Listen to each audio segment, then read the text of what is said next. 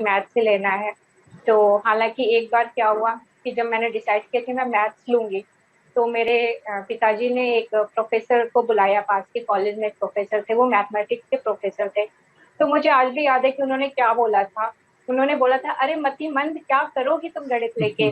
तो मुझे बहुत दुख हुआ कि बाकी मैं चाहूंगी कि करंट स्टूडेंट हैं वो इन सब चीजों को ध्यान में रखें, और अपनी जो उनकी महिला मित्र हैं, उनके जो क्लासमेट्स हैं, उनकी रिस्पेक्ट करें, और अगर कोई दूसरा ऐसा कर रहा है तो उन्हें रोकें। हालांकि मैं भी सेकेंड ईयर और थर्ड ईयर में थोड़ी सी ब्रेव हो गई थी कि अगर कोई मुझे कुछ कमेंट बोलता तो मैं उसको बैक रिप्लाई कर देती थी, तो वो चुप हो जाते थे। और दिल्ली यूनिवर्सिटी मुझे अच्छा लगा, दिल्ली यूनिवर्सिटी आके यहाँ की जो सिलेबस है, ग्रेजुएशन लेवल की जो दिल्ली यूनिवर्सिटी की सिलेबस है वो काफी एडवांस है, बहुत अच्छा है। उसको पढ़ लेंगे तो गेट नेट जेआरएफ जो भी एग्जामिनेशन होते हैं वो मतलब उस पे ही बेस्ड है। और यहाँ की जो बुक्स रेफरेंस है दिल्ली यूनिवर्सिटी की वो काफी बेहतर है। लाइक अगर दिल्ली यूनिवर्सिटी का syllabus, under graduate syllabus mathematics honours का अगर देखें, तो जितनी रेफरेंसेस बुक है बहुत ही एडवांस और बहुत ही अच्छी है। यहाँ पे हो सकता है कि ये टाइम की रिक्वायरमेंट भी हो, क्योंकि अभी आज की जनरेशन थोड़ी सी अपडेटेड और मॉडर्न भी है। और मेरे टाइम पे हम जो बच्चे थे वो टीचर से बहुत ज्यादा इंटरेक्ट नहीं कर पाते थे, हमें थोड़ा सा डर लगता था टीचर से, और टीचर भी खुल के बहुत ज्यादा अपने आप को, अपनी चीजों को एक्सप्रेस नहीं कर पाते थे। वो सिर्फ पढ़ाते थे, उनसे कुछ पूछो डाउट तो वो बता के चले जाते थे, कुछ एक्स्ट्रा चीजों को नहीं बताते थे, बहुत ज्यादा फ्रेंडली नहीं हुआ करते थे मेरे टाइम पे। तो मुझे लगता है कि ये जनरेशन गैप की बात है। मैं या दिल्ली यूनिवर्सिटी या बीएचयू की बात तो नहीं कर रही, कंपेयर नहीं कर रही, बट मुझे ऐसा लगता है कि हो सकता है बीएचयू या यूपी कॉलेज में भी अब चीजें बदल गई हैं। बट आज के टाइम पे बच्चे बहुत ज्यादा फ्रेंडली हैं टीचर से, इवन टीचर्स यंग हो चाहे ओल्ड हो, वो बच्चों से बहुत ज्यादा फ्रेंडली हैं। वो बच्चे की हेल्प करना चाहते हैं, वो बच्चों को गाइड करना चाहते हैं as a mentor. Actually Delhi university में यहाँ पे मेंटर भी बनाया जाता है टीचर्स को, कुछ 10 बच्चों के ग्रुप को एक मेंटर दिया जाता है। तो ये कि मैं उन सभी बच्चों को जो कि बीएससी मैथमेटिक्स में परस्यू कर रहे हैं या फिर मास्टर्स कर रहे हैं मैथमेटिक्स में, हमारे इंडिया में एक प्रोग्राम है, MTTS बोलते हैं उसको, mathematics training and talent search program. तो उसमें क्या होता है कि हमें हमारे जो इंडिया में कुछ ऐसे प्रोफेसर्स का ग्रुप है, मीन्स एक्सीलेंट मैथमेटिशियंस हैं उसमें। बेसिकली MTTS के जो डायरेक्टर है प्रोफेसर कुमरेशन सोमा सर, उन्होंने स्टार्ट किया था 1993 में। और इसमें जो है रूरल एरिया और ऑल ओवर इंडिया के जो बच्चे हैं अंडर ग्रेजुएट में, उनको बेसिक मैथमेटिक्स सिखाई जाती है। पहले उन्होंने ऑब्जर्व किया कि बच्चे पीएचडी तक तो पहुंच जाते हैं, बट उनको मैथमेटिक्स की बहुत सारी बेसिक चीजें नहीं पता होती हैं। लाइक किसी भी थ्योरम को प्रूफ कैसे करना है, उसकी स्ट्रेटजी क्या होगी। वह वो मास्टर्स इन कंप्यूटर साइंस कर सकता है, ठीक है। Then masters in operation research कर सकता है। मास्टर्स इन ऑपरेशन रिसर्च जो है वो सिर्फ दिल्ली यूनिवर्सिटी में अवेलेबल है, और आईआईटी बॉम्बे में भी अवेलेबल है। इसके अलावा शायद एक दो जगह और अवेलेबल है।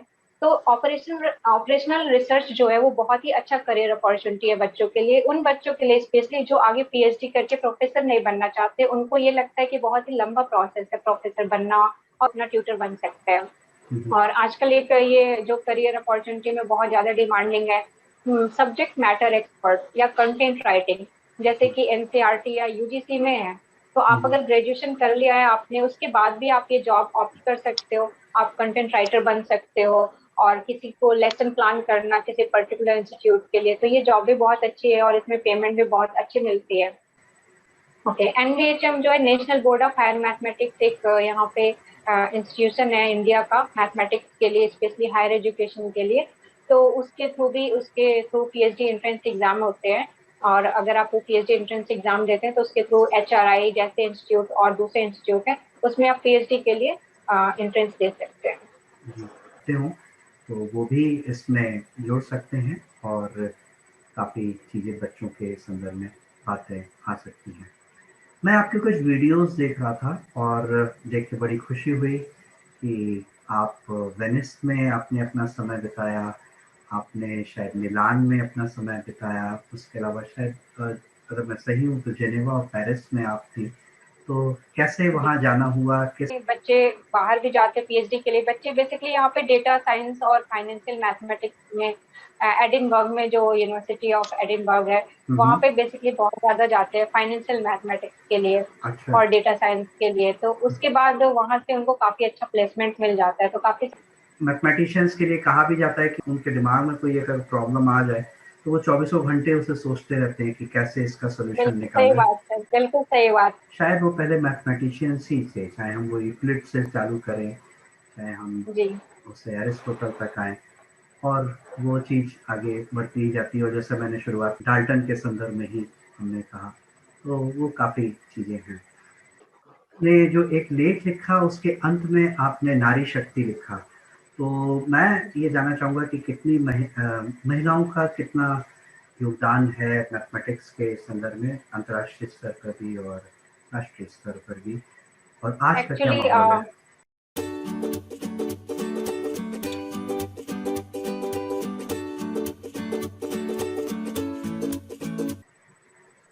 नमस्कार। मैथमेटिशियंस एक डिफरेंट प्रजाति होते हैं। उनकी सोच लॉजिक, डिडक्शन एवं थ्योरी पर आधारित होते हैं। भारत के आर्यभट्ट जी ने भी न सिर्फ शून्य संसार को दिया, परंतु आज के तथाकथित अरेबिक अंकों को भी भारत के गणितज्ञों ने उसकी उत्पत्ति की, जिसके माध्यम से आज सामान्य गणना की जाती है। पूरी दुनिया रामानुजम एवं शकुंतला देवी को जानती है। मैं रसायन शास्त्र का छात्र हूँ। मजेदार बात यह है कि डाल्टन, जिनको हम एटॉमिक थ्योरी के लिए जानते हैं, उन्होंने एक मैथमेटिकल एकेडमी बनाई थी और उससे प्राप्त धन का उपयोग कर रसायन शास्त्र के शोध को बढ़ावा देने के लिए उपयोग किया था। विज्ञान अंततः गणित पर आकर ही अपनी स्वीकृति प्राप्त कर पाता है, क्योंकि उसकी जननी तो गणित ही है। आज हम एक अत्यंत युवा गणितज्ञ से बात करने जा रहे हैं, जिनका पैशन गणित की शिक्षा, खासकर उन छात्रों तक सहज रूप से पहुंचाना है जो गणित में अपने आप को कमजोर मानते हैं। आइए स्वागत करें डॉक्टर प्रियंवदा जी का। डॉक्टर प्रियंवदा जी इस समय असिस्टेंट प्रोफेसर हैं Dayal Singh college, university of Delhi में, और इस कॉलेज में आप सन 2016 से योगदान दे रही हैं। आप इसके अलावा रिसर्च वर्क में भी इन्वॉल्व हैं, खासकर नॉन लीनियर डायनेमिक सिस्टम्स में।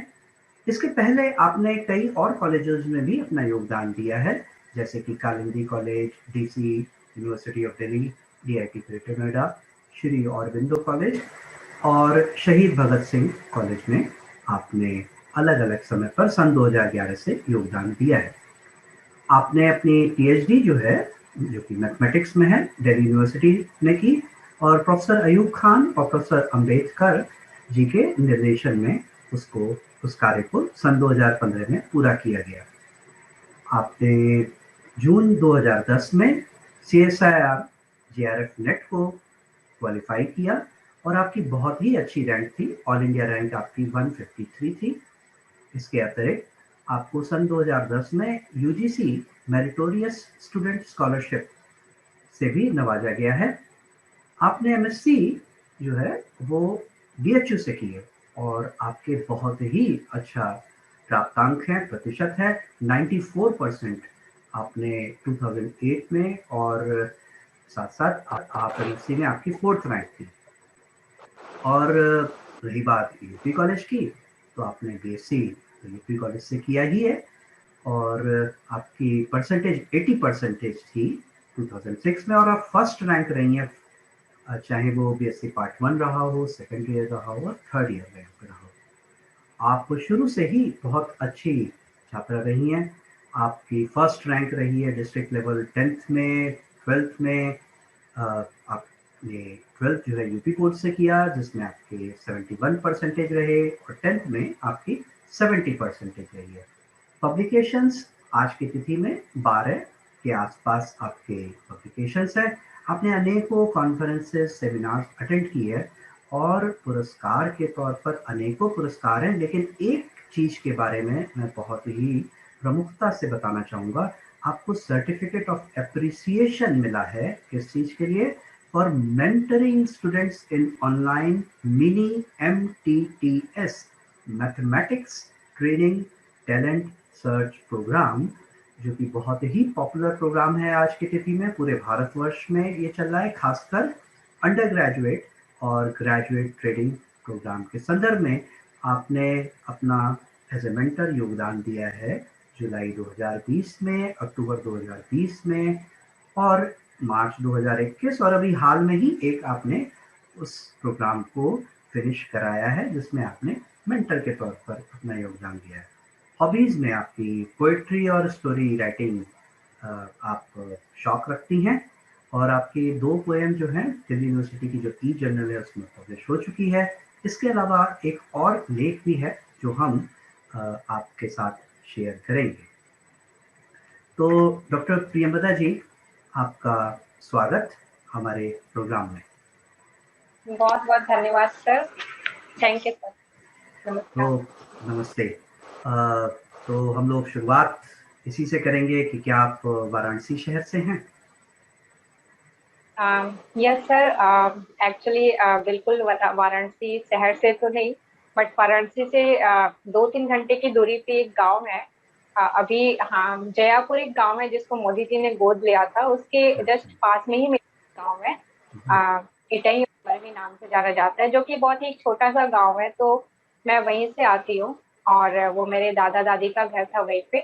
तो वैसे तो मेरा जन्म बनारस के सर सुंदर हॉस्पिटल में हुआ था, तो बस बेसिकली वहीं से हूँ। बहुत अच्छा है। आपकी परसेंटेज भी बहुत अच्छी रही है 10th और 12th में, और उसके बाद आप यूपी कॉलेज में अपने अपना दाखिला लिया। कैसे यूपी कॉलेज का सफर शुरू हुआ? सर एक्चुअली मुझे तो कोई आइडिया नहीं था, क्योंकि जहाँ पे मेरे पिताजी जॉब कर रहे थे वहाँ पे बहुत ही छोटी सी जगह थी वो। मुझे कोई आइडिया नहीं था, बट गर्मी की छुट्टी में हम लोग नानी के यहाँ आते जाते रहते थे, जो कि शहर में है नानी का घर बनारस में। तो मैं जस्ट अपना 12th पास करके मैं नानी के यहाँ गई हुई थी, और मैंने BHU एंट्रेंस दिया हुआ था। तो उसमें मेरा सिलेक्शन नहीं हो पाया था BHU एंट्रेंस में ग्रेजुएशन के लिए। तो बस मुझे पता चला कि यूपी कॉलेज भी यहीं पास में है। तो मुझे किसी ने बताया कि यूपी कॉलेज का फॉर्म फिल कर दो। तो मैंने फिल कर दिया और एंट्रेंस एग्जाम भी दे दिया, और मैं वापस अपने घर आ गई। फिर अचानक से 25 जुलाई 2003 को जब रिजल्ट आया, तो मेरा सिलेक्शन हो चुका था और मैं बहुत खुश थी। बट वहाँ पे गई और एडमिशन लिया।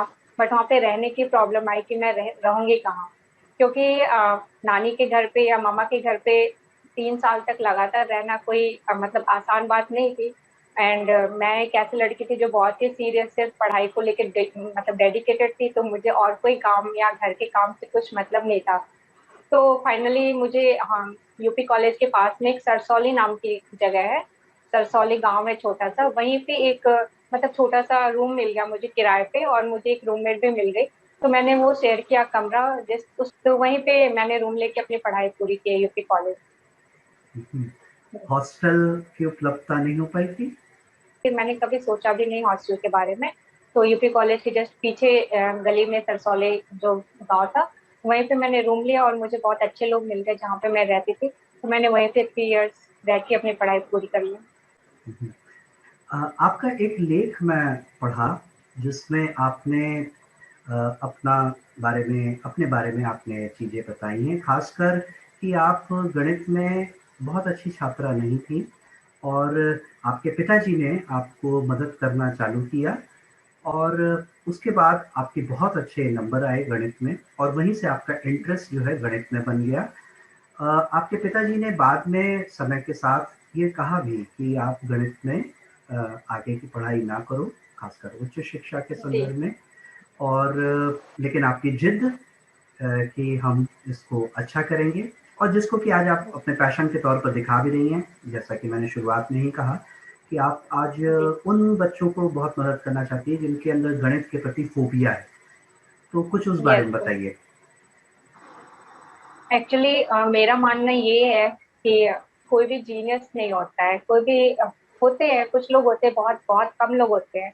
अब सभी लोग तो जीनियस हो नहीं सकते हैं। तो जस्ट लाइक मी, जब मैं क्लास 7th में थी तो मेरे 2 नंबर आए थे मैथ्स में, एंड मुझे काफी इंसल्ट झेलनी पड़ी क्लास के बच्चों के द्वारा, और टीचर्स ने भी पिटाई करी।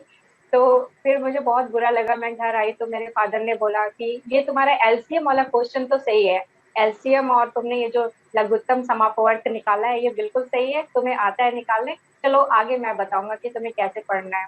तो वो मुझे पढ़ाते थे। एंड फिर मैं उसके बाद जब हमारा जो नेक्स्ट हाफ ईयरली एग्जाम हुआ क्लास 7th में, उसमें जब टीचर ने रिजल्ट अनाउंस किया तो मतलब मेरा 97 मार्क्स था आउट ऑफ 100, एंड मेरे को यकीन नहीं हुआ कि ये कैसे पॉसिबल था। Then I got some confidence, confidence आया मेरे अंदर कि हाँ, मेहनत से सब कुछ हो सकता है, और मेहनत से और लगन से अगर आप किसी चीज को समझ सकते हो तो वो बहुत बड़ी बात है। और मैथमेटिक्स को मैंने अपनी मेहनत से समझा है।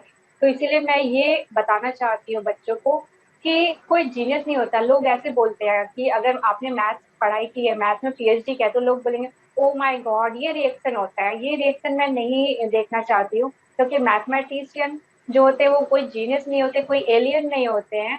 वो एक नॉर्मल ह्यूमन बींग होते हैं।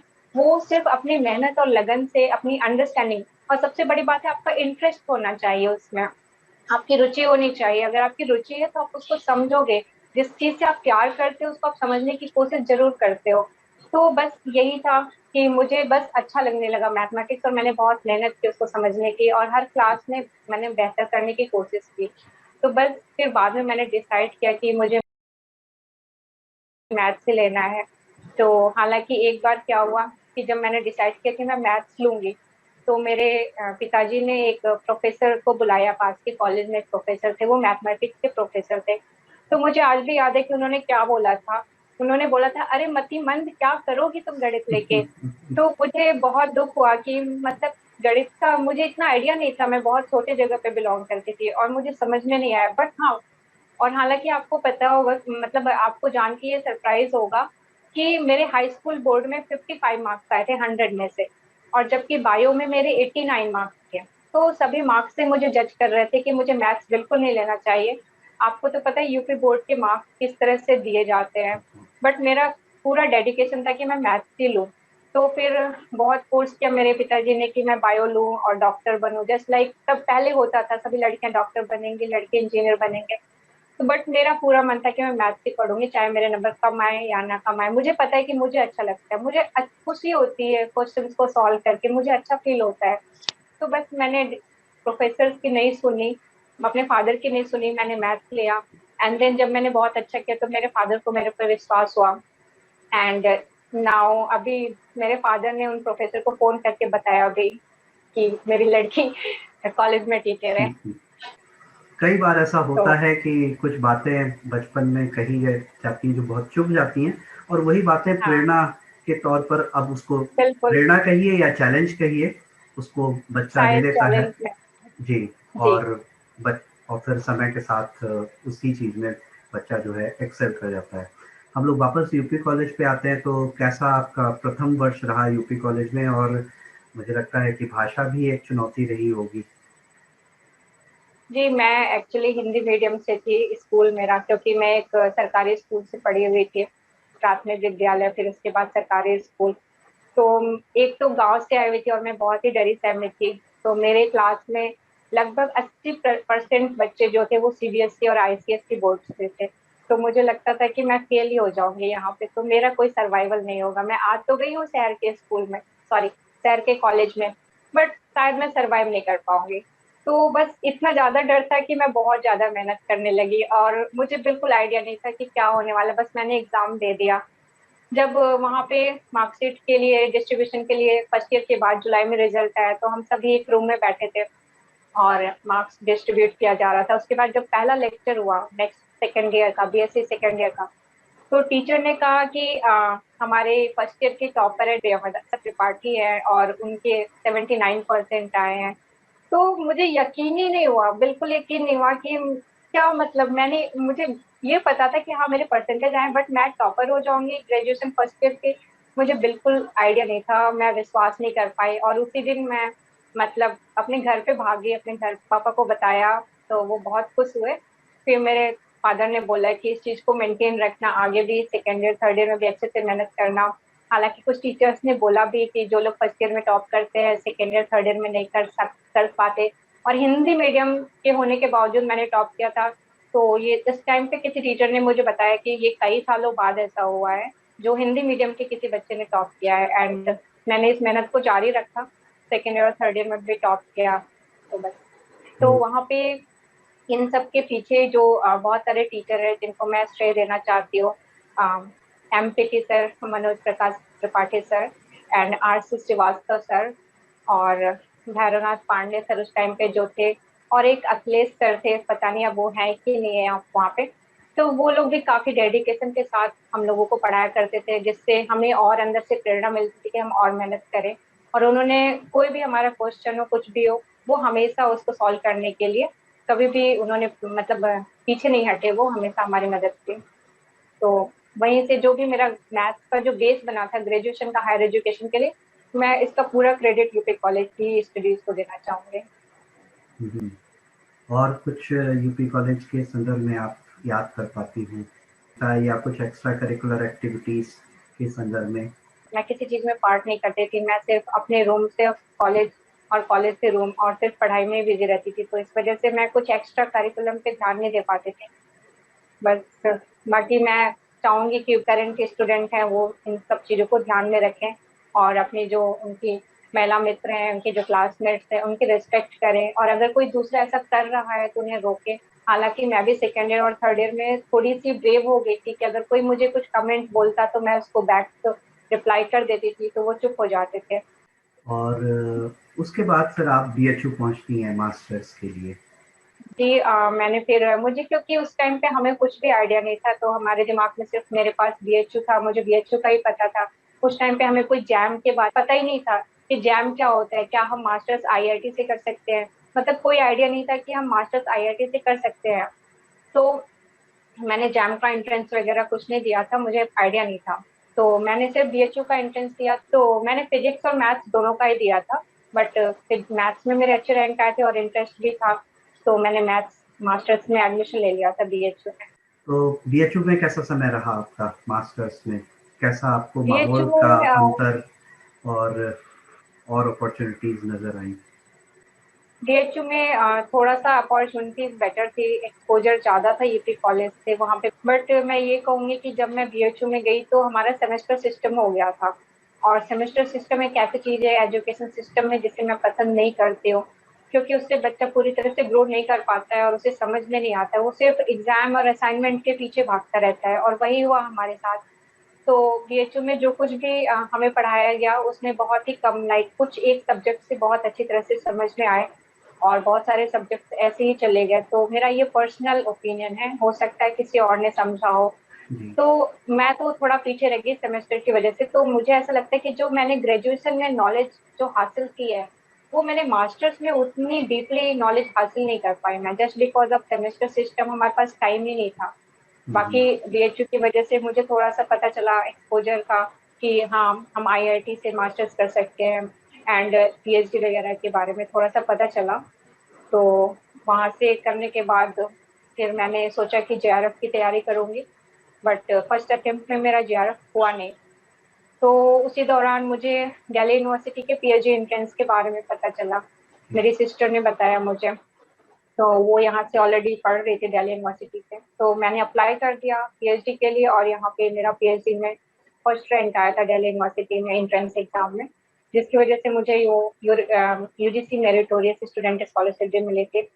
तो फिर उसके बाद जब मैंने एडमिशन ले लिया, देन आफ्टर 1 ईयर उसके बाद मेरा जेआरएफ क्लियर हुआ था। तो मुझे ये भी नहीं पता था कि नेट वगैरह की लोग कोचिंग भी करते हैं। I was completely dependent on my self, कि मुझे खुद से सेल्फ स्टडीज ही करना है, तो मैंने सेल्फ स्टडीज ही की जेआरएफ वगैरह के लिए। मुझे आइडिया भी नहीं था कि इन सब चीजों की कोचिंग होती है, वो सब दिल्ली आके पता चला, तब तक मेरा क्वालिफाई हो गया था। तो तो बीएचयू से दिल्ली, खासकर दिल्ली यूनिवर्सिटी में जाने की इच्छा, या क्या आपको और अपॉर्चुनिटीज बेहतर नजर आई जो आप डीयू की तरफ जाना पसंद की? ऐसा कुछ खास नहीं था, बट मेरी बहन यहाँ पे थी, मेरी बड़ी बहन यहाँ पे ऑलरेडी पढ़ रही थी दिल्ली यूनिवर्सिटी से, सो सी वाज द रीजन कि मैं यहाँ पे उसके साथ आ गई। वो हम्म, बोली कि यहाँ पे आ जाओ, और यहाँ पे अगर दिल्ली यूनिवर्सिटी से पीएचडी कर लो तो यहाँ के यहाँ पे जॉब वगैरह की बहुत अपॉर्चुनिटी है दिल्ली यूनिवर्सिटी में। एक्चुअली बहुत सारे कॉलेजेस हैं जो गेस्ट एडहॉक्स और परमानेंट और बहुत सारे इंटरव्यूज वगैरह होते रहते हैं। तो अगर आप परमानेंट सेट नहीं होते तो एडहॉक कम से कम मिल जाती है आपको। तो पीएचडी करने के बाद लोग थोड़ा सेटल हो जाते हैं कॉलेज के अंदर। तो ये सारी अपॉर्चुनिटीज थी यहाँ पे दिल्ली यूनिवर्सिटी में, जो कि मुझे उधर यूपी बनारस हिंदू यूनिवर्सिटी या यूपी कॉलेज उधर नहीं दिखाई दी। उधर बहुत ही लिमिटेड कॉलेज है जहाँ पे जॉब का थोड़ा प्रॉब्लम आ सकता था। इसीलिए मैंने डिसाइड किया कि मैं दिल्ली यूनिवर्सिटी आके यहाँ पे पीएचडी करती हूँ, सो दैट मुझे जॉब वगैरह मिल जाए। आज की तिथि में आप कैसे कंपेयर करेंगी डीयू का माहौल और बीएचयू का माहौल? दिल्ली यूनिवर्सिटी मुझे अच्छा लगा। दिल्ली यूनिवर्सिटी आके यहाँ की जो सिलेबस है, ग्रेजुएशन लेवल की जो दिल्ली यूनिवर्सिटी की सिलेबस है वो काफी एडवांस है, बहुत अच्छा है। उसको पढ़ लेंगे तो गेट नेट जेआरएफ जो भी एग्जामिनेशन होते हैं वो मतलब उस पे ही बेस्ड है। और यहाँ की जो बुक्स रेफरेंस है दिल्ली यूनिवर्सिटी की वो काफी बेहतर है। लाइक अगर दिल्ली यूनिवर्सिटी का syllabus under graduate syllabus mathematics honours का अगर देखें तो जितनी रेफरेंसेस बुक है बहुत ही एडवांस और बहुत ही अच्छी हैं। इसी तरह से यहाँ का मास्टर्स का सिलेबस भी काफी अच्छा है। और यहाँ पे आपके टैलेंट और हॉबीज का एक्सपोजर भी बहुत ज्यादा है। तो ये डिफरेंस मैं देखती हूँ बीएचयू और दिल्ली यूनिवर्सिटी में, कि दिल्ली यूनिवर्सिटी और में ज्यादा एक्सपोजर है। बच्चा अपने टैलेंट को ज्यादा शो के मतलब शो कर सकता है। एंड बहुत सारे टीचर्स हैं यहाँ पे बताने के लिए, आपको डिफरेंट डिफरेंट चीजें पता चलती है।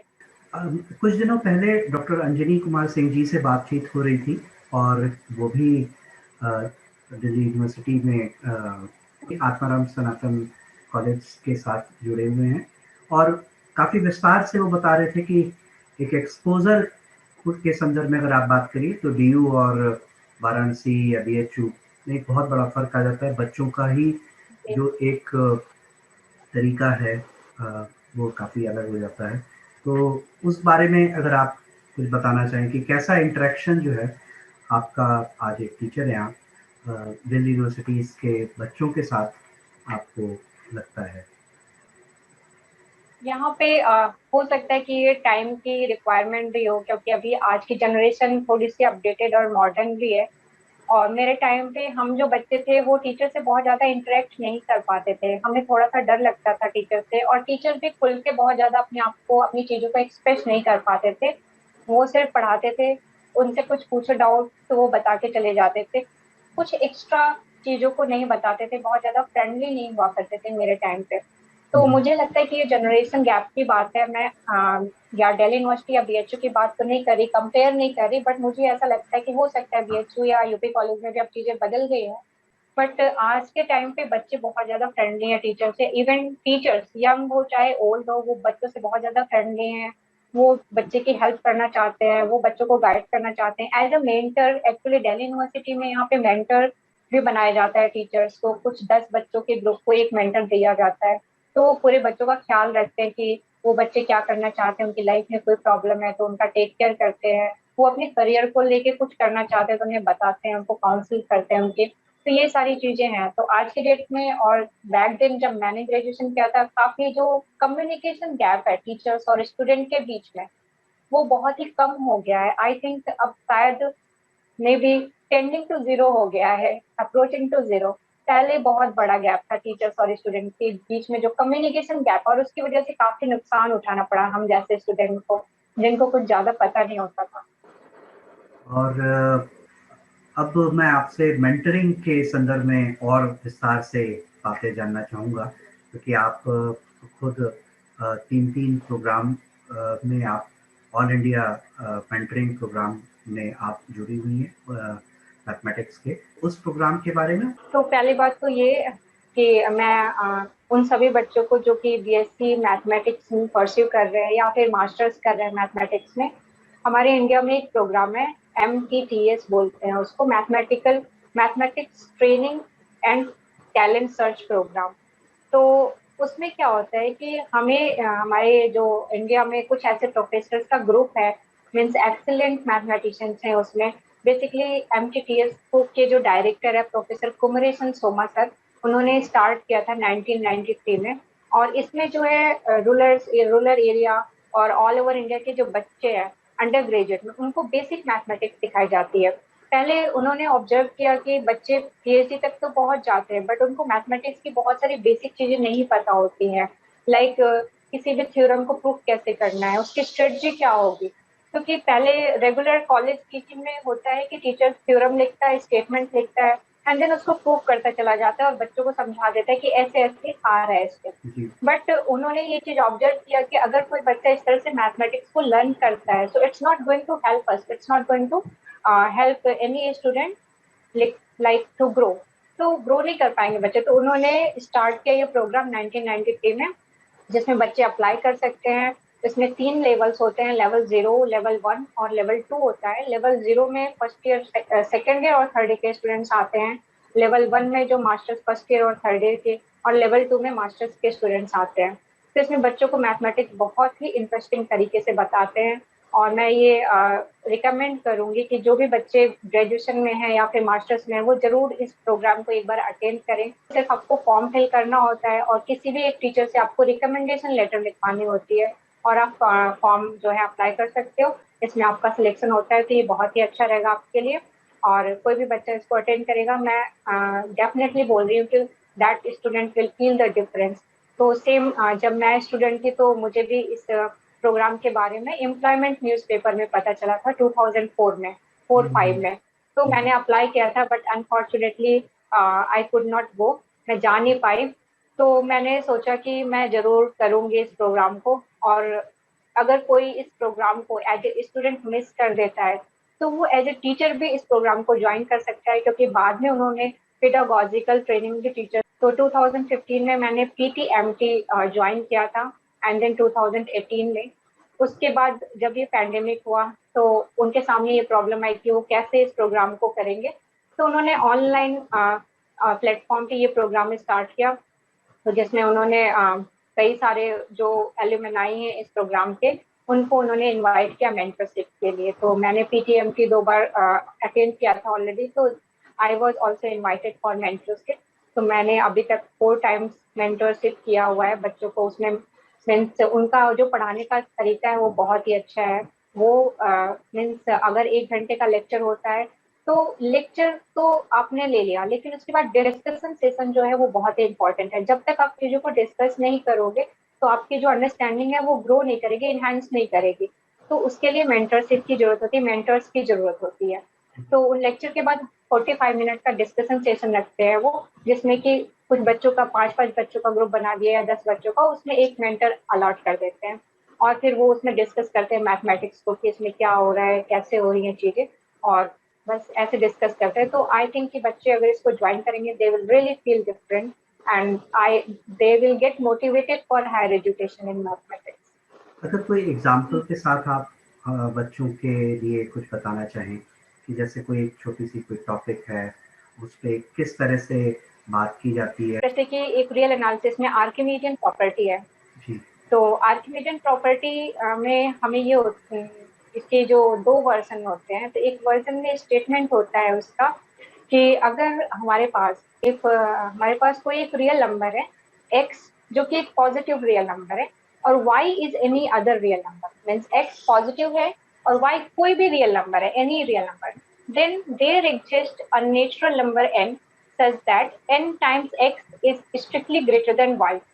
तो यहाँ पे इस स्टेटमेंट को उन्होंने इस तरह से समझाया कि ये स्टेटमेंट आपको जिंदगी भर के लिए याद हो जाएगी। और ये इतना ब्यूटीफुल स्टेटमेंट है, उन्होंने ब्यूटीफुली इसको बताया कि ये जो एक्स है वो पॉजिटिव है, और एन जो है एक नेचुरल नंबर है। तो नेचुरल नंबर कैसे स्टार्ट होता है, 1 2 3 4 5, तो स्टेप वाइज स्टार्ट होता है, 1 स्टेप, 2 स्टेप, 3 स्टेप। और वाई कोई है, वाई कोई भी रियल नंबर ले लो। तो जब आप अपनी लाइफ में पॉजिटिव अप्रोच रखते हो किसी चीज के लिए, और उसके लिए पॉजिटिव अप्रोच रखो, और step wise step positive approach के साथ अपनी लाइफ को लेकर आगे बढ़ो, तो N times X becomes greater than y. Y is any real number, how no matter how big this real number. So n times x n times x becomes greater than y. That means you can take positive steps and you will be overcome any difficulty, no matter how big this difficulty is. So that's how he explains the thing. So it's like बहुत ही अच्छा लगता है सुन के।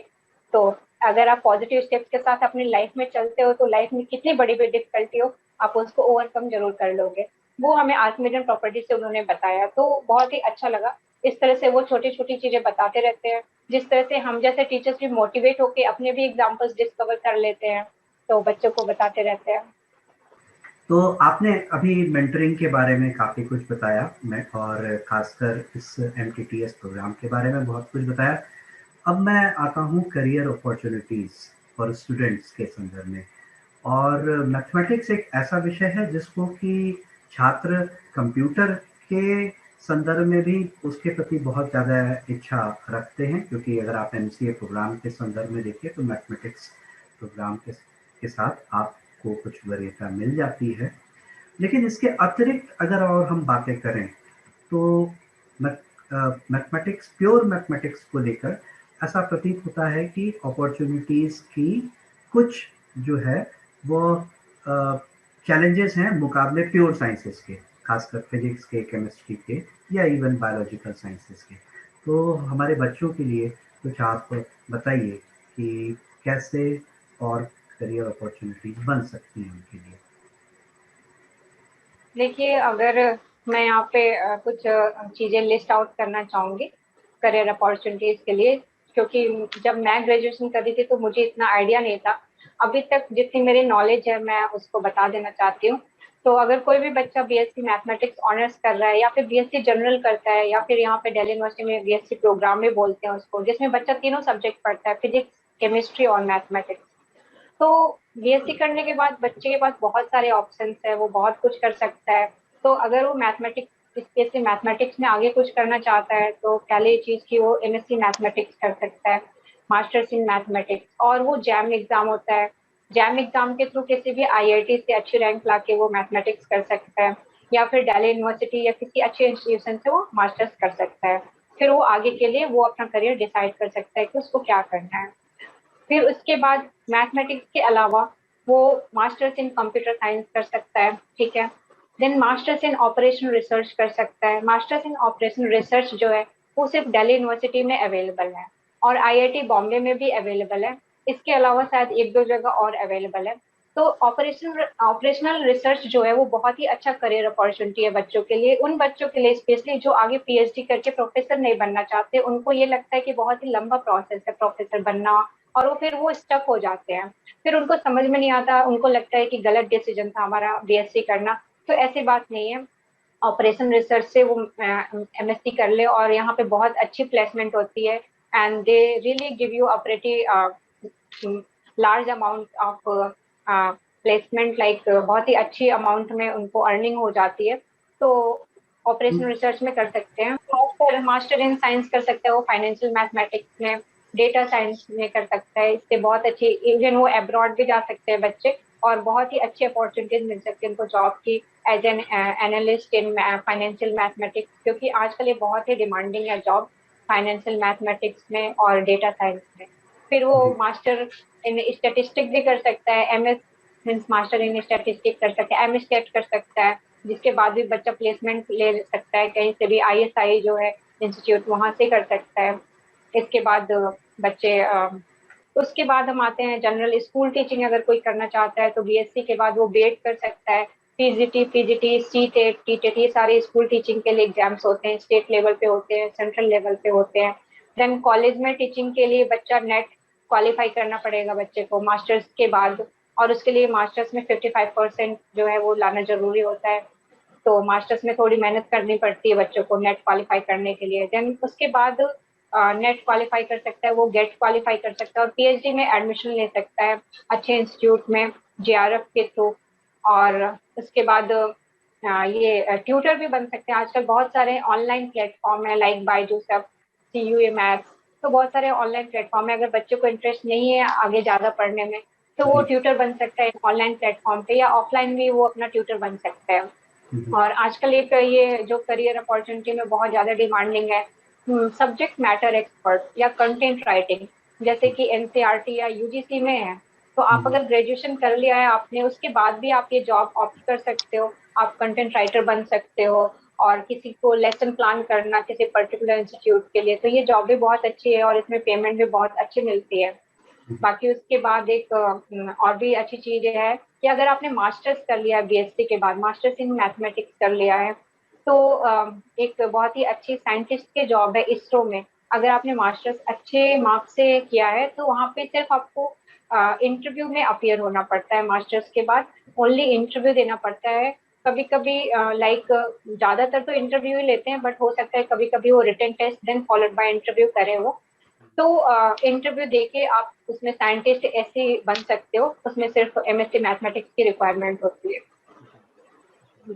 आपने NBHM mention किया है हाँ, college. NBHM. ये एनबीएचएम क्या चीज होती है?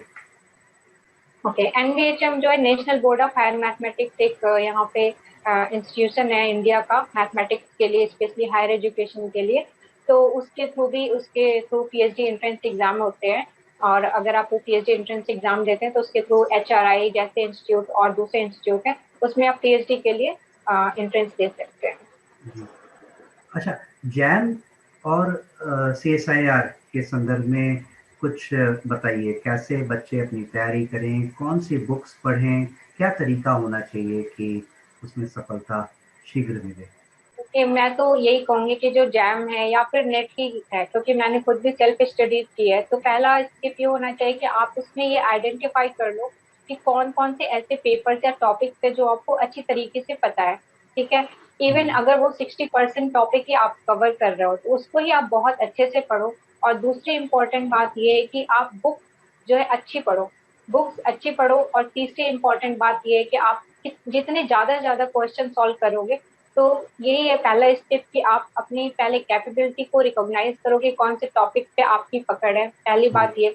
दूसरी बात ये कि आपको अच्छी बुक्स चाहिए, और अच्छी बुक्स के लिए मैं आपको बता दूं, दिल्ली यूनिवर्सिटी की जो सिलेबस की बुक है ग्रेजुएशन की, उसके रेफरेंस बुक, आप जो फर्स्ट रेफरेंस की बुक्स हैं उसको आप ले सकते हो। बहुत अच्छे बुक्स है दिल्ली यूनिवर्सिटी के सिलेबस में, उन बुक्स को। और तीसरी बात ये कि हाँ, ऑब्वियसली क्वेश्चन सॉल्व किए बिना हमारा कोई काम नहीं होगा। जब तक हमें क्वेश्चन सॉल्व करना नहीं आएगा तो कोई मतलब नहीं है पढ़ाई का। तो आप ये कर सकते हो कि पिछले 10 ईयर्स का या 5 ईयर्स का सैंपल पेपर जो भी इंटरनेट पे अवेलेबल है उसको डाउनलोड कर लो, और वो सारे क्वेश्चंस जो है वो ट्राई करो सॉल्व करने की।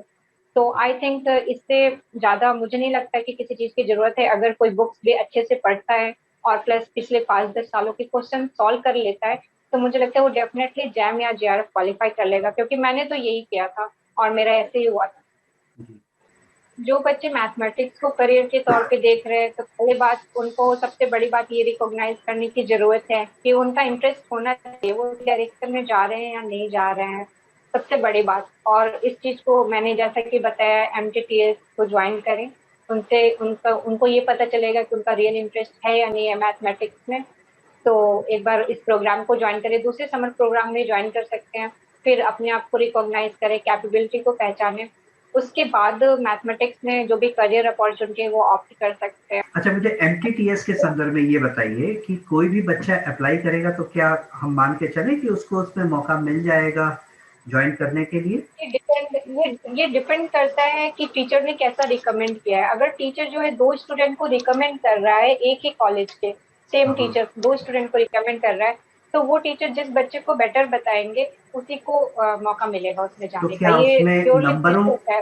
नंबरों का, उसके इंडिविजुअल नहीं, मार्क्स थोड़ा एकेडमिक, नहीं एकेडमिक मार्क्स थोड़े मैटर करते हैं, बट रिकमेंडेशन भी उतना ही मैटर करता है जितना एकेडमिक मार्क्स। तो एकेडमिक मार्क्स तो थोड़े अच्छे होने ही चाहिए, और जी। रिकमेंडेशन भी टीचर के अच्छे होने चाहिए। तो रिकमेंडेशन की हम बात करें तो बीएचयू के प्रोफेसर्स भी रिकमेंड कर रहे होंगे, इतने सारे कॉलेजेस हैं उनके प्रोफेसर्स भी कर रहे ये होंगे, तो उनका एक क्राइटेरिया होता है कि वो हर एक यूनिवर्सिटी या हर एक कॉलेज से कम दो या एक बच्चे को सिलेक्ट करेंगे ही करेंगे। हम्म, तो ऐसा नहीं है कि बीएचयू का बच्चा सिलेक्ट हो रहा है और इलाहाबाद यूनिवर्सिटी का नहीं हो रहा है, ऐसा नहीं है। अगर हम्म, बीएचयू से दो बच्चा करता है तो हो सकता है कि उसमें से एक ही सिलेक्ट हो, बट इलाहाबाद और बीएचयू में कोई कंपैरिजन नहीं है, दोनों के ही बच्चे सिलेक्ट होंगे। कितनी वो सीट्स हर एक होती वो होंगी? कोशिश यही करते हैं। सीट्स का अभी ऑनलाइन में तो ऐसा कुछ भी रिस्ट्रिक्शन नहीं है। जी। लगभग एक एक बैच में 90 या 100 बच्चे भी आ सकते हैं, जी। और ऑल ओवर इंडिया से। जब ये ऑनलाइन नहीं होता था तो क्या किसी जगह पे जाके ये बच्चे ट्रेनिंग पाते जी, थे? ऑफलाइन होता था। तो पहले साउथ इंडिया में ही होता था, कुछ कुछ उन्होंने जगह बनाई थी, कुछ कुछ पर्टिकुलर जगह पे होती थी, पर धीरे धीरे उन्होंने अपना जो एक्सपेंड किया चीजों को, तो वो नॉर्थ ईस्ट में भी जाके, पंजाब में भी, ऑल ओवर इंडिया उन्होंने अपनी चीजों को स्प्रेड किया है। तो तो बच्चों वो को हर जगह एक उन्होंने एक कर या दिया दो था। बच्चों को 1 या 2 महीने बुलाया जाता था वहां पर, या कुछ समय के लिए वहां पर हाँ, बुलाया? 1 मंथ, 4 वीक प्रोग्राम होता था। 4 वीक्स में। 3 या 4 वीक। तो उसके लिए इसीलिए फिर उन्हें बाद में उन्होंने मिनी एमटीटीएस भी किया। मिनी एमटीटीएस 1 वीक या 2 वीक का प्रोग्राम होता है, जिसमें हम थोड़ा सा बता सकते हैं बच्चों को कम टाइम के लिए। तो बच्चों को उसमें कुछ फेलोशिप ऑनरेरियम कुछ मिलता है उस? बच्चों को टीए वगैरह जो है वो मिलता है, और मीन्स आने जाने का जो फेयर है वो मिलता है, और जी। बुक्स वगैरह भी वो देते हैं अपनी तरफ से बच्चों और को, वहाँ जो रहने भी वो का जो पढ़ाते खर्च हैं। होता है सब वो? कुछ फ्री। सब कुछ सब फ्री कुछ है, फ्री? Everything free. जी। रहने का, खाने का, हर कुछ, सब कुछ फ्री है, एकोमोडेशन भी फ्री है, हम्म। और वो बुक्स भी प्रोवाइड करते अच्छा, तो बहुत अच्छा प्रोग्राम है, क्योंकि जैसे इंडिया की जो साइंस एकेडमीज हैं वो एक समर रिसर्च फेलोशिप प्रोग्राम चलाते हैं स्टूडेंट्स और टीचर्स दोनों के लिए। मुझे नहीं पता था कि मैथ्स के भी ऐसे ही प्रोग्राम चल रहे हैं। बहुत ही अच्छे प्रोग्राम है ये। और जो मैथ्स से जुड़े हुए स्टूडेंट्स हैं वह जुड़ सकते हैं, और आपने बताया कि टीचर्स भी उसमें जुड़ सकते हैं, उन्हें एक पेडागोगी का प्रोग्राम अटेंड करना होगा। तो जो हमारे साथ के जो टीचर्स इस चीज़ में इंटरेस्ट रखते हों तो वो भी इसमें जुड़ सकते हैं, और काफ़ी चीज़ें बच्चों के संदर्भ में बातें आ सकती हैं। मैं आपके कुछ वीडियोस देख रहा था और देख के बड़ी खुशी हुई कि आप वेनिस में आपने अपना समय बिताया, आपने शायद मिलान में अपना समय बिताया, उसके अलावा शायद अगर मैं सही हूँ तो जेनेवा और पेरिस में आप थी। तो कैसे हैं। वहाँ जाना हुआ? किस प्राइवेट कौन, क्या उसका संदर्भ था? एक्चुअली मैं एक कॉन्फ्रेंस के संदर्भ में गई थी वहाँ पे 2018 में। वहाँ पे हर साल एक हमारा कॉन्फ्रेंस होता है, जो मेरा पीएचडी टॉपिक है, केओस है। तो केओस 2018, केओस 2019, ऐसे हर ईयर एक केओस इंटरनेशनल कॉन्फ्रेंस होता है। तो उस टाइम पे जो केओस 2018 था, वो हेनरी पॉइनकेयर इंस्टीट्यूट में ऑर्गेनाइज किया गया था। तो मैं उसी के लिए गई थी वहाँ पे पेपर प्रेजेंट करने के लिए। तो वहाँ पे ऑलरेडी मेरी एक फ्रेंड भी थी, तो मैंने सोचा कि कॉन्फ्रेंस में आई हूँ इतनी दूर, तो मैं थोड़ा ट्रैवल भी कर लूंगी, और मेरे मतलब कि मैं देख भी लूंगी चीजों को। तो इसलिए मैंने पूरा 8-9 दिन वहाँ पे स्पेंड किया था, और वर्कशॉप मेरा, सॉरी, जो मेरा कॉन्फ्रेंस था वो 3 दिन का था। पीयू के संदर्भ में क्या स्थिति है? क्या मैथ्स में पीएचडी करने के लिए देश के बाहर जाने वालों की संख्या बच्चे ज़्यादा है? मैथ्स में नहीं, बेसिकली बच्चे बाहर भी जाते हैं पीएचडी के लिए। बच्चे बेसिकली यहाँ पे डेटा साइंस और फाइनेंशियल मैथमेटिक्स में, एडिनबर्ग में जो यूनिवर्सिटी ऑफ एडिनबर्ग है, वहाँ हम्म। पे बेसिकली बहुत ज्यादा जाते हैं फाइनेंशियल मैथमेटिक्स के लिए अच्छा। और डेटा साइंस के लिए। तो उसके बाद वहां से उनको काफी अच्छा प्लेसमेंट मिल जाता है। तो काफी सारे बच्चे अभी भी गए हुए हैं दिल्ली यूनिवर्सिटी से। तो उसके हम्म। लिए they need to apply again and again, and writing recommendation letter चाहिए होता है। तो कुछ हम्म। कुछ जगह पे फेलोशिप मिलती है, कुछ कुछ बच्चे अपने खर्चे से जाते हैं, तो ऐसे ही जी। करते हैं यहाँ पे। मैथमेटिशियंस के लिए कहा भी जाता है कि उनके दिमाग में कोई अगर प्रॉब्लम आ जाए तो वो चौबीसों घंटे उसे सोचते रहते हैं कि कैसे इसका सोल्यूशन बिल्कुल सही निकालें। बात है, बिल्कुल सही बात है। इवन सपने में भी वो चलता रहता है, और जब सोल्यूशन मिल जाता है तो उठ के उसको नोट कर लेते हैं कि हाँ, यही सोल्यूशन था।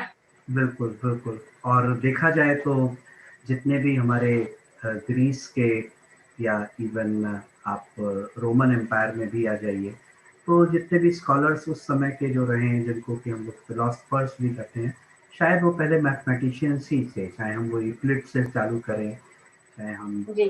उससे एरिस्टोटल तक आएँ, और वो चीज़ आगे बढ़ती ही जाती है। और जैसे मैंने शुरुआत में कहा, डाल्टन के संदर्भ में ही हमने कहा, तो वो काफ़ी चीज़ें हैं। जी। तो डॉक्टर प्रियंवदा जी, आपने हमें बहुत समय दिया, काफ़ी बातें बताई हैं बच्चों को। चलते चलते कुछ और अगर आप सलाह देना चाहें, या कुछ भी बातें आप और शेयर करना चाहें जी। तो आप कर सकते हैं। जी। मैं पहली बात तो ये कहना चाहती हूँ कि कोई भी जीनियस नहीं होता है, हर कोई मैथमेटिक्स पढ़ सकता है, और अंडरस्टैंडिंग इम्पोर्टेंट रखती है मैथमेटिक्स में, और हार्ड वर्क। अगर आप समझने की कैपेबिलिटी रखते हो तो आप मैथमेटिक्स को समझ सकते हो, और इसमें इंटरेस्ट की बात होती है। तो मैंने जो फील किया है मैथमेटिक्स को लेके, mathematics is neither pure nor applied. It is just a feeling. Once you understand, it never leaves you alone. तो जब भी मैं खुश होती हूँ तो मैथमेटिक्स करती हूँ, दुखी होती हूँ तो भी मैथमेटिक्स करती हूँ। तो मैथमेटिक्स एक ऐसी चीज है जो आपको अकेला नहीं छोड़ सकता है, वो बहुत ही मजेदार और बहुत ही इंटरेस्टिंग है। So keep studying mathematics and be happy. ने जो एक लेख लिखा उसके अंत में आपने नारी शक्ति लिखा, तो मैं ये जानना चाहूँगा कि कितनी महिलाओं का कितना योगदान है मैथमेटिक्स के संदर्भ में, अंतर्राष्ट्रीय स्तर पर भी और राष्ट्रीय स्तर पर भी, और आज का क्या एक्चुअली माहौल है? आज से 10 साल पहले या कहे 15 साल पहले जब मैं स्कूल में थी, तो आप समझिए कि मेरे स्कूल में 150 लड़कियां थी क्लास में, और उसमें से सिर्फ और सिर्फ 5 लड़कियों ने मैथमेटिक्स लिया था। इसी तरह से जब मैं ग्रेजुएशन में आई तो 100 स्टूडेंट्स थे और उसमें से सिर्फ 10 लड़कियां मैथमेटिक्स पढ़ने वाली थी। तो क्लास में मैथमेटिक्स पढ़ने वालों की संख्या बहुत ही कम थी लड़कियों की। तो काफी ये संतोषजनक नहीं है, ये बहुत अच्छी बात नहीं है। इंडिया में वैसे भी वुमेन मैथमेटिशियन की बहुत कमी रही है, और पूरे इंटरनेशनल लेवल पे ही वुमेन मैथमेटिशियन की काफी कमी महसूस की गई है। But with the course of time ये कमी धीरे धीरे कम हो रही है। यहाँ पे जब मैं दिल्ली यूनिवर्सिटी में आई तो यहाँ पे काफी सारे, अब जो जिन बच्चों को मैं पढ़ाती हूँ मेरे क्लास में 50% से भी ज्यादा जो बच्चे हैं वो लड़कियां होती हैं। तो मुझे बहुत अच्छा फील होता है स्पेशली लड़कियों को मैथ्स पढ़ते हुए। सो आई फील देम, एंड मैं थोड़ी सी, मुझे लोग बोलते भी हैं कि मैं बायस्ड हो जाती हूँ लड़कियों को मैथ्स पढ़ते हुए देखती हूँ। तो हाँ, मुझे अच्छी लगती है मैथ्स पढ़ती हुई लड़कियां, आई लव देम, एंड मैं हमेशा एनकरेज करना चाहूंगी कि मैथ्स लड़कियां मैथ्स पढ़े और वो आगे आए, क्योंकि शायद लड़कियों की अंडरस्टैंडिंग बेहतर हो सकती है मैथ्स पढ़ के, और लाइफ में भी अंडरस्टैंडिंग बेहतर हो सकती है अगर वो मैथ्स पढ़े तो। तो डॉक्टर प्रेमलता जी, आपने हमें बहुत समय दिया, बहुत सी बातें बताई।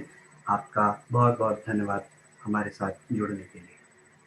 धन्यवाद। धन्यवाद सर, बहुत खुशी हुई मुझे, आपने भी अपना टाइम दिया मुझे। और मुझे बहुत अच्छा लगेगा अगर मेरे कहे गए किन्हीं भी चीजों से अगर किसी को थोड़ा भी फायदा होता है तो I am so grateful. Thank you. Thank you.